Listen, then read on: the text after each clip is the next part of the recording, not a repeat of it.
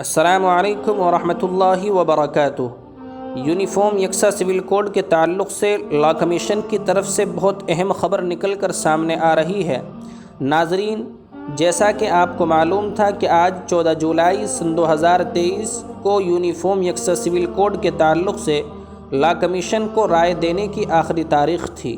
لیکن ابھی لا کمیشن کی طرف سے رائے دہندگان کے لیے مزید 2 ہفتوں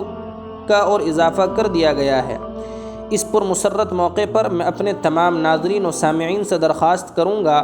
کہ آپ خود بھی اور اپنے متعلقین سے زیادہ مخالفت کی رائے لا کمیشن تک پہنچائیں۔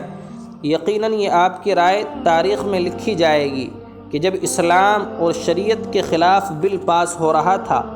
اور ایک خاص کمیونٹی کے پرسنل لا میں مداخلت کی جا رہی تھی تو ہم نے ببانگ دہل اس کی مخالفت کی تھی، اور یقیناً آپ کا بھی حال اس بڑھیا کی طرح ہوگا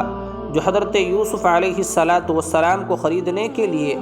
معمولی سا سامان لے کر بازار کی طرف نکلی تھی، تو کسی نے پوچھا تھا، اے بڑھیا، اس تھوڑے سے سامان اور معمولی سی سامان سے تو حضرت یوسف علیہ السلام کو کیسے خریدے گی؟ تو بڑھیا نے جواب یہ دیا تھا، مجھے معلوم ہے کہ میں اس تھوڑے سے سامان اور معمولی سامان سے حضرت یوسف علیہ السلام کو نہیں خرید سکتی، لیکن اللہ تبارک و تعالیٰ قیامت کے دن جب مجھ سے یہ پوچھے گا